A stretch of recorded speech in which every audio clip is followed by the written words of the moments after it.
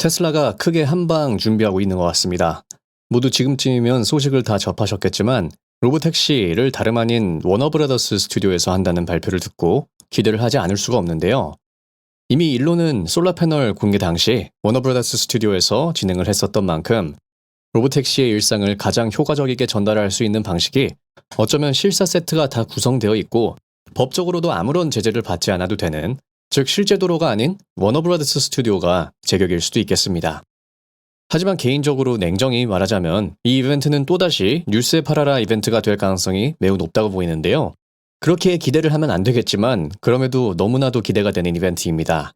워너브라더스에서 공개한다는 이 로보택시 네트워크, 슬슬 그 윤곽이 나오고 있습니다.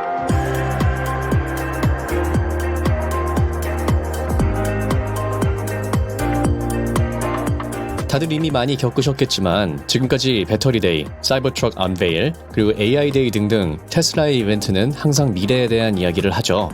사이버트럭, 특히 2019년 당시 21년에는 생산이 시작된다고 이야기했었지만 실제로는 4년이나 걸린 프로젝트를 이야기한 장소였고요. 2020년 배터리데이 당시엔 16%의 거리 증가와 인하우스 프로덕션 및 비용 절감을 통해 25,000달러짜리 전기차를 내놓겠다고 이야기를 하기도 했었습니다. 물론 지금 테슬라가 비용 절감을 잘하고 있는 상황이죠. 계속해서 비용이 절감되고 있는 추세이지만 지금 이제 4년이 지난 시점, 아직 25,000달러 가격의 차량이 나오진 않았습니다. 옵티머스는 애초에 너무 먼 이야기이긴 하지만 24년 내로 공장 투입, 그리고 25년에는 외부 판매가 진행될 것이라고 실적 발표 때 언급을 한 바가 있지만 이도 한번 지켜봐야 되는 내용입니다. 엄밀히 말하자면 테슬라의 모든 지난 이벤트들은 장기적인 플랜과 비전을 이야기하는 곳이었고 그 계획이 제때 이루어진 적은 유감스럽지만 단 한 번도 없습니다. 이번 로보택시도 다를 것은 없다라는 것이 저의 생각입니다. 하지만 한 가지 기대가 되는 것은 바로 워너브라더스 스튜디오라는 점인데요. 아까 말씀드린 것처럼 이곳에서 로보택시를 실제 시연하게 될 수도 있을 것이며 현재 실제 차를 내 바로 앞까지 소환시킬 수 있는 S가 정식적으로 업데이트된 것을 보아 통제된 스튜디오라는 환경이라면 충분히 이런 시연이 가능할 것이라고 봅니다. 입으로 떠들기만 하던 배터리데이, 창문은 그냥 다 깨져버린 우스꽝스러운 사이버트럭, 그리고 쫄쫄이를 입고 나와서 춤을 추던 옵티머스 쇼와 같은 지금까지의 테슬라 이벤트와는 조금 다를 것이라는 생각이 듭니다. 한마디로 제대로 된 쇼를 준비하는 것으로 보인다는 것이죠. 이런 퍼포먼스 자체가 특히나 미래 기술에 대한 이야기를 할 때 상당히 중요하다고 볼 수 있습니다. 투자자들과 기관들로 하여금 앞으로 펼쳐질 비전에 대해 구체적으로 상상하게 해줄 수 있다는 게 참 의미가 있을 수 있죠. 꼭 당장 벌어지지 않을 일이라고 해도 말입니다. 하지만 이날 주가가 오르느냐 내리느냐에 대한 이야기보단 이제 본격적인 로보택시 네트워크가 시작되는 것을 보며 잠시 왜 이를 그냥 로보택시가 아닌 네트워크라는 이름이 붙게 되는지에 대해 생각을 한번 해보게 됐는데요. 네트워크란 각각의 개체가 하나의 중앙 시스템을 중심으로 서로 소통하며 교류하는 것을 의미하는데 네트워크의 경쟁력은 결국 이 중앙 시스템에 소통을 해줄 수 있는 개체의 수와 직결된다고 볼 수 있겠습니다. 개체 수가 적은 네트워크는 허술하고 비어있는 부분이 있는 반면 개체 수가 촘촘하게 쫙 깔려있는 네트워크는 그만큼 견고하며 강하죠. 지금 테슬라 로보택시 네트워크의 경우엔 테슬라 차량의 숫자가 각 개체의 역할을 하고 있는 것입니다. 이는 이미 로보택시를 몇몇 지역에서 실행하고 있는 해봐야 몇천 대 수준의 함대를 가지고 있는 웨이모와는 비교도 안 되는 수준입니다. 북미에만 약 200만 대의 차량이 보급되어 있고 앞으로도 계속해서 늘어나게 될 테슬라의 로보택시 네트워크. 이동수단을 넘어 테슬라는 지금껏 인류 역사에 없었던 그야말로 하나의 이동혁신 네트워크를 구축하게 되는 시점에 다다르게 되는 것입니다.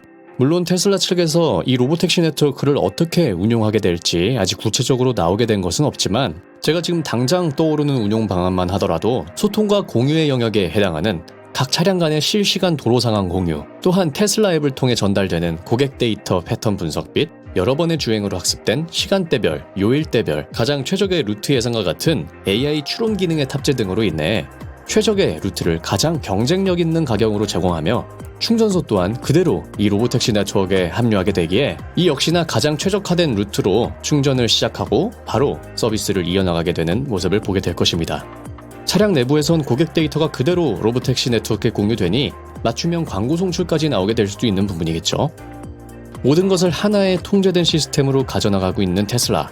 기술력도 기술력이지만 차량, 충전소, 그리고 고객이 사용하는 앱까지 모든 게 천연 테슬라이기에 로보택시 네트워크에 기여를 할 개체수가 늘어나면 늘어날수록 도로 위 이동에 있어선 그 어떤 도둑보다 가장 촘촘하고 견고한 이동 혁신 네트워크를 가지게 될 테슬라입니다.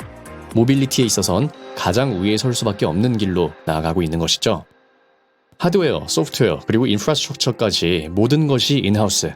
이를 구축해 나가는 길이 너무 험난하기에 항상 시간을 못 지키고 허술해 보이기도 하고 급조된 부분도 있어 보이긴 하지만 이런 것은 사소한 일입니다. 조금씩 조정을 해나가며 보완을 하면 되는 부분이고 가장 중요한 건 방향이겠죠. 장기 투자의 입장으로서 올바른 방향으로 나아가고 있는가가 가장 중요한 질문입니다. 지금 테슬라가 판매하고 있는 이 차량들은 결국 하나하나 추후 테슬라 로보택시라는 시스템을 중심으로 하나의 개체로서의 역할을 다한다는 것에 매우 큰 매력이 있습니다. 저는 채널에서 테슬라의 비전과 아이디어 그리고 그 기술을 구체화시킬 수 있는 실행력을 찬양하며 또 동시에 브랜딩과 광고에 대한 아쉬움을 내비쳤었습니다. FSD의 구독률 전환을 추정하면서 생각보다 구독 전환이 이루어지지 않은 것에 대해 분명 광고와 마케팅 쪽에 문제가 있다며 이야기를 했었는데요. 최근 일론의 또 다른 포스트를 보면 광고와 브랜딩에 대한 그의 철학은 다음과 같습니다. 위대한 제품은 결국 위대한 브랜드를 낳는다 라고 이야기했죠. 어떻게 보면 본질을 가장 먼저 파고들려는 이론칙 사고의 대가답게 정말 간단 명료한 솔루션이 아닐 수가 없습니다. 10월 10일 워너브라더스에서 발표될 로보택시 이벤트에서 멋진 퍼포먼스와 시연도 기대가 되지만 테슬라가 이 로보택시 네트워크를 활용해 어떠한 비전과 기획을 가지고 있는지도 매우 기대가 됩니다. 일론의 철학에 따르면 로보택시 네트워크라는 위대한 제품은 곧 테슬라라는 위대한 브랜드를 만드는데 아주 중요한 역할을 하게 될 것임이 분명합니다. 지금까지 테크피드였습니다. 시청해주셔서 감사드립니다.